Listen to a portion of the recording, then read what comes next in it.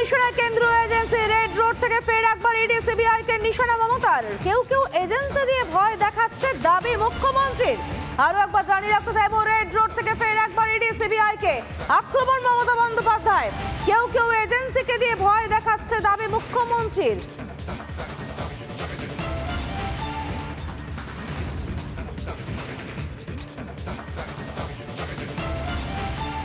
मैं आप लोगों से सीखा कि हम मौत को डरते नहीं हैं, मौत हमको डरते हैं।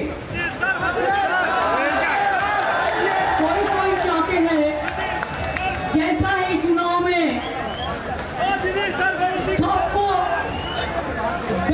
डर दिखाओ, सबको एनआईए में डाल दो, सबको सीबीआई में डाल दो, सबको इनकम टैक्स में डाल दो, सबको ईडी में डाल दो। हम बोला इससे आधा तो अच्छा है, आप एक जेल खाना बना दो, सब लोग चला जाए। কোথাও কি ভয় পাচ্ছেন মমতা বন্দ্যোপাধ্যায়, যে কারণেই বারবার তিনি বলছেন সবাইকে জেলে পুরে ফেলা হবে? কেন জেলে পুরে ফেলা হবে? যদি কোনো অন্যায় না থাকে, দোষ না থাকে, দুর্নীতি না থাকে, জেলে পুরে ফেলার হয়? এই তদন্তের আতঙ্ক কেন তারা করে বেড়াতে হচ্ছে যে রেড রোডে উৎসবের মঞ্চ থেকে তাকে ইডি সিবিআই এর নাম তুলতে হচ্ছে? এ বিষয়ে কি বলছেন বিজেপির রাজ্য সভাপতি সুকান্ত মজুমদার, শুনে নেব। এবং প্রথম কথা, ঈদের মতো একটি ধর্মীয় অনুষ্ঠানে গিয়ে মমতা বন্দ্যোপাধ্যায় সেই মঞ্চকে যেভাবে রাজনৈতিকভাবে ব্যবহার করছেন, আমার মনে হয় এটা ইসলাম ধর্মকে খাটো করা হচ্ছে, ইসলাম কে ছোট করা হচ্ছে। কারণ ঈদের মঞ্চ থেকে এই ধরনের কথা বলা উচিত না, ধর্মীয় কথাই বলা উচিত, শান্তি সৌহার্দ্যের কথা বলা উচিত। প্রথমত হচ্ছে, দ্বিতীয়, বারবার শয়নে স্বপনে সবসময় মুখ্যমন্ত্রী যে ইডি সিবিআই দেখছেন, কেন্দ্রীয় এজেন্সি দেখছেন, এর মানে হচ্ছে যে মমতা বন্দ্যোপাধ্যায় ভয় পাচ্ছেন যে ওনার কেউ কাছের কেউ হয়তো এই ইডি সিবিআই বা কেন্দ্রীয় এজেন্সির হাতে পড়তে পারে।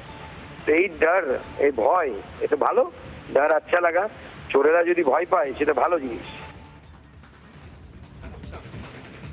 বিকাশ রঞ্জন ভট্টাচার্য সিপিএম নেতা, তার সঙ্গে কথা বলেছিলাম আমরা, তিনি কি বলছেন শুনে নেব।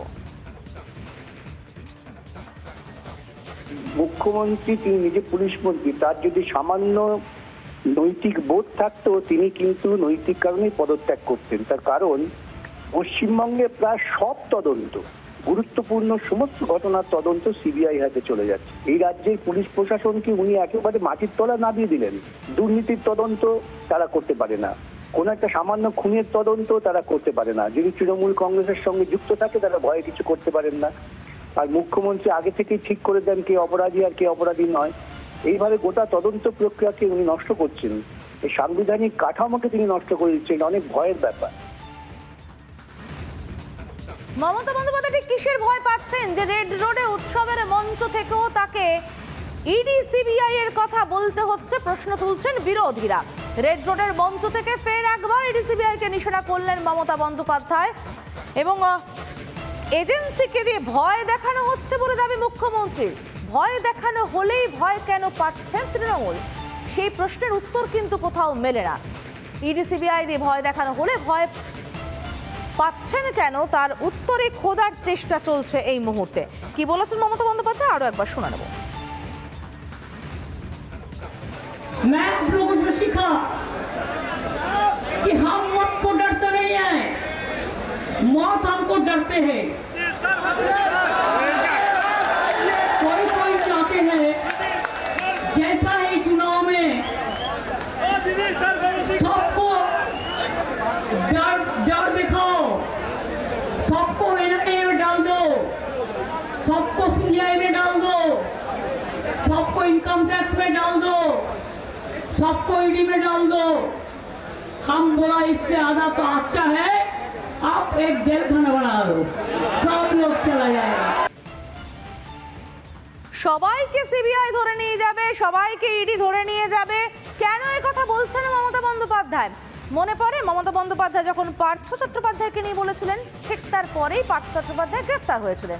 একের পর এক জ্যোতিপ্রিয়, কেষ্ট, বিষ্টু, যত নেতারা রয়েছে প্রত্যেকের ক্ষেত্রেই আমরা মমতা বন্দ্যোপাধ্যায়ের মুখে এই আশঙ্কার কথাই শুনেছিলাম, যার পরেই তারা গ্রেফতার হয়েছে। তাহলে প্রশ্ন উঠছে, এবার এই আশঙ্কা কার জন্য করছেন মমতা বন্দ্যোপাধ্যায়? ইতিমধ্যে আমরা জানি পাহাড়ে নিয়োগ দুর্নীতি নিয়ে মন্ত্রীর নাম জড়িয়েছে, আরো এক মন্ত্রীর নামে অভিযোগ করেছে বিজেপি। তাহলে কি এবার তাদের পালা, নাকি খুব কাছের কারোর পালা? যে কারণে এই ভয়টা পাচ্ছেন মমতা বন্দ্যোপাধ্যায়, যে আশঙ্কার কথা রেড রোডে ঈদের মঞ্চ থেকেও তাকে বলতে হচ্ছে। কেন ফের একবার ইডি সিবিআই কে নিশানা করছেন মমতা বন্দ্যোপাধ্যায়, প্রশ্ন উঠছে।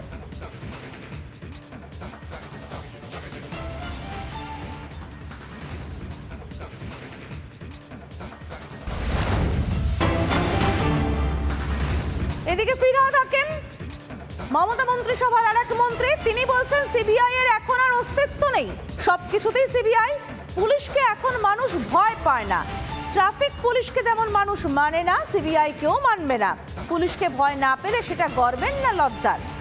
কেন পুলিশকে ভয় পায় না জনতা? এটা তো শাসকের ব্যর্থতা। তাহলে ফিরহাদ হাকিম কোথাও সিবিআই কে ছোট করতে গিয়ে রাজ্যের পুলিশকেই ছোট করে ফেললেন না তো? কি বলেছেন ফিরহাদ হাকিম, শুনে নেব। এখন আর সিবিআই এর কোনো অস্তিত্ব নেই, তার কারণ ওই জুজুর ভয় একবার হয়, দুবার হয়, তিনবার হয়। এখন তো সিবিআই কে যা তৈরি করে দিয়েছে বিজেপি, এখন ট্রাফিক পুলিশকে যেরকম মানুষ আর মানে না, সিবিআই কেও মানে না। ট্রাফিক পুলিশকে যেরকম আমরা খুব সিরিয়াসলি ভয় পাই না, আগে সিবিআই কে আমরা ভয় পেতাম। একটা সিবিআই মানে বছরে 2 বছরে একবার একটা সিবিআই হতো, সিবিআই হচ্ছে। এখন কিছুটা চ্যানেলে সিবিআই কে ভয় পায়, কিন্তু মানুষের মধ্যে আর সেই এটাও নেই। তার কারণ তাদের কোনো নিট ফল নেই, আজ পর্যন্ত কোনো ইনভেস্টিগেশনের ফল নেই। সুতরাং আমরা অত চিন্তা করব কেন? আমরা শুনলাম পূর্ব নগরায়ণ মন্ত্রী ফিরহাদ হাকিম, তার বক্তব্য। ফিরহাদ হাকিম বলছেন সিবিআই কে মানুষ আর মানে না, সিবিআই কে মানুষ ভয় পায় না।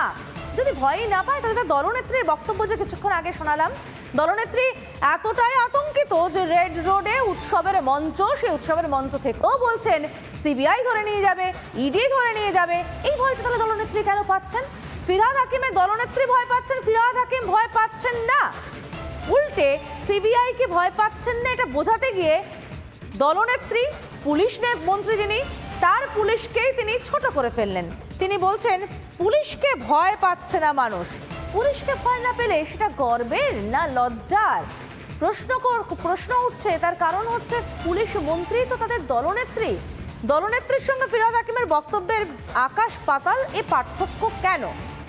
যেখানে মমতা বন্দ্যোপাধ্যায় পুলিশ মন্ত্রী, দলনেত্রী পুলিশ মন্ত্রী, তার পুলিশকে মানুষ ভয় পান না, সে কথা বলছেন তারই মন্ত্রিসভার মন্ত্রী ফিরহাদ হাকিম, পুর ও নগর উন্নয়ন মন্ত্রী।